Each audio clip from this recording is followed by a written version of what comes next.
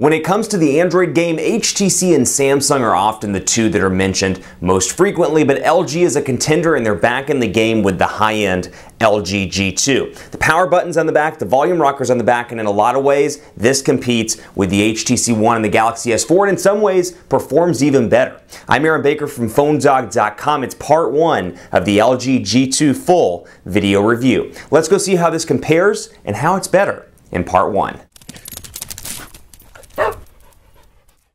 When it comes to Android, the talk of the town is often the HTC One, the Samsung Galaxy S4, and now the Samsung Galaxy Note 3, but in a ton of ways, LG is back in the game in a big way here, and they're back in the game on the 4 nationwide US wireless carriers. This is the LG G2, and spec-wise, this thing is decked out, packed to the gills, full of specifications, and as always, it's going to depend on the form factor that's most important to you and the ecosystem you like. But what I will say is after working with this device for several days, and after doing a 30-day challenge, or starting a 30-day challenge with this, I can say that this thing goes head-to-head against the HTC One, the Galaxy S4, and even the Galaxy Note 3, and in a lot of ways beats all three of those devices. There are definitely pros and cons to both. Let's dive in to the LG G2 full video review and see what this thing does well and what this thing does not so well. Before I get too far into the video, special thanks to our partners at Best Buy Mobile for giving us devices like the G2. We give these to you for free on the site, so go play the game at instantwin.phonedog.com. When you go into Best Buy Mobile to get your G2, they'll help you find the best carrier for you. It's called unbiased carrier searching.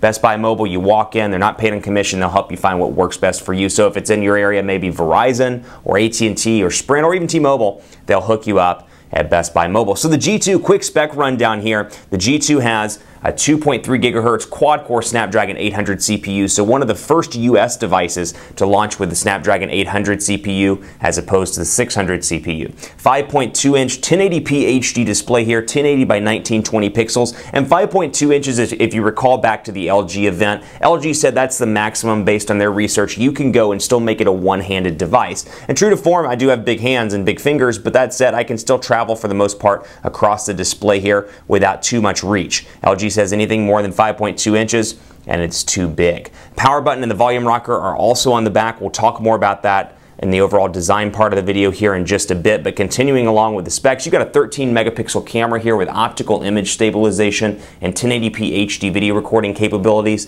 2 gigabytes of RAM, 32 gigabytes of internal storage on this device, 16 or 32 gigabyte options, I should say. This one, I believe, has 16 on this unit. 4.2.2 is what's running Android-wise with LG's user interface, a Jelly Bean, and then LG's UI running atop that, and then otherwise a 3,000 milliamp hour non-removable lithium-ion battery.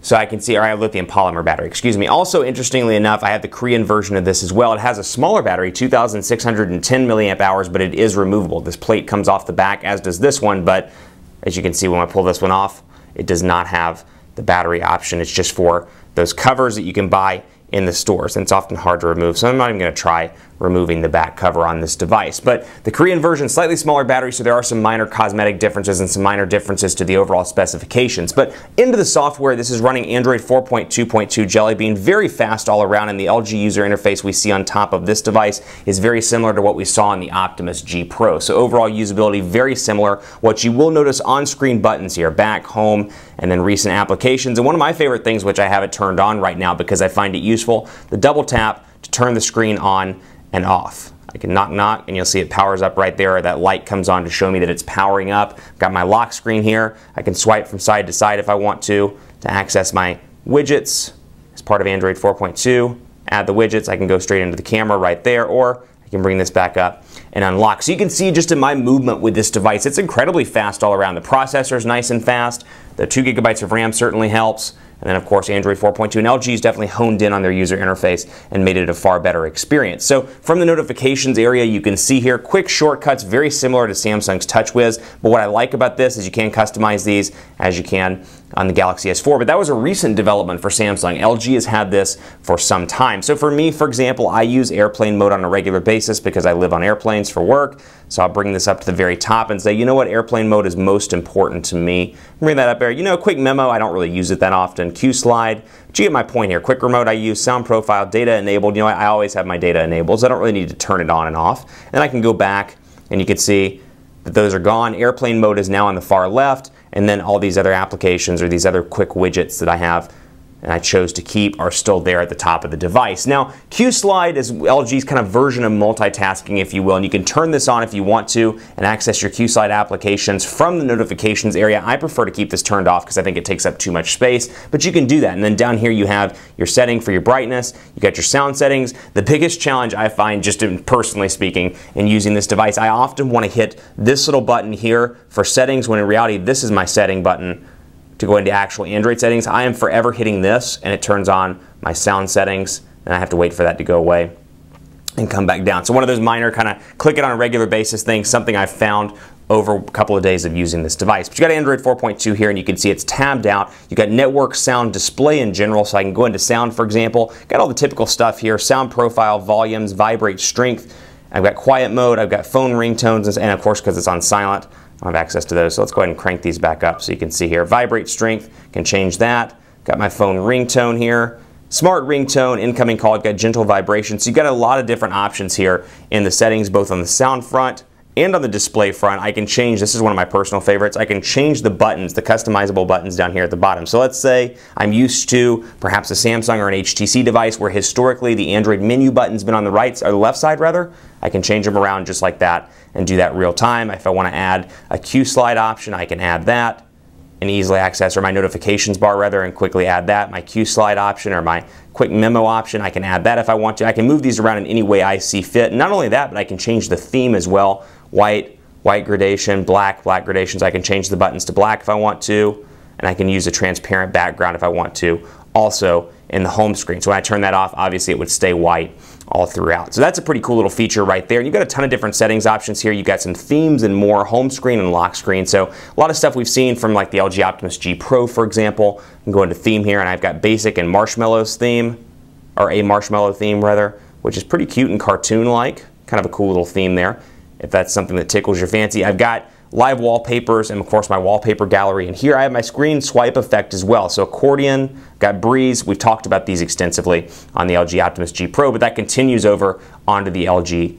G2. Allow home screen looping, portrait view only, all the stuff that you would expect. And then of course lock screen as well. I can come here and select my wallpaper. I can do a screen swipe effect. I had it as dewdrop, as you could have seen when I unlocked it. My weather animation, screen lock, owner info, shortcuts as well. So if I want to put in Gmail, for example, I want to put in Google+, I can do that, and all those shortcuts will show up on the lock screen when I unlock it. So you can see right there, go ahead and unlock it, and then there's that dewdrop effect that I told you about. So you got that in the lock screen. You got your front touch buttons like I talked about. Screen off effect, this is kind of cool. Fade out, black hole, retro TV, a couple of different options when you power the device off. I think that's kind of cool. I happen to like fade out. I think it's probably one of the more unique ones, and I believe that's the one that comes on it out of the box, or comes preloaded out of the box. Smart screen and smart video, very similar again here to what we've seen on TouchWiz. You got smart screen where you can stay on, or the screen will stay on rather, when the phone detects a face, so it won't turn off. Smart video, video pauses when it can't detect my face, so when I look away. And then of course the notification LED as well, which will light up when I get a call, a message, and I can turn these on and off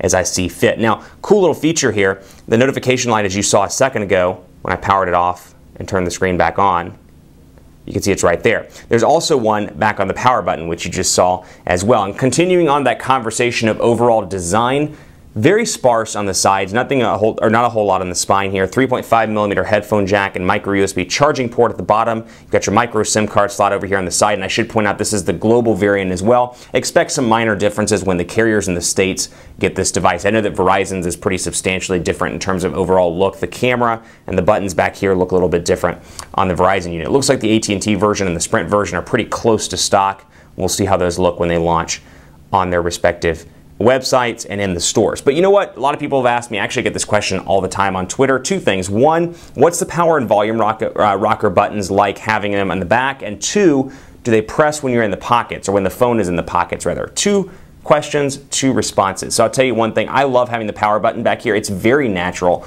versus having it like this and having to reach over really uncomfortably to try and touch it right there. Really enjoy having it right here. It's where my finger naturally rests, so I find it incredibly useful. And the volume rocker buttons as well. And continuing on that trend, pressing and holding the volume down button activates the camera. Pressing and holding when the phone is turned off activates quick memo. So a couple of different shortcuts there, but of course your power button with a notification light, so when the phone is face down, you've got that.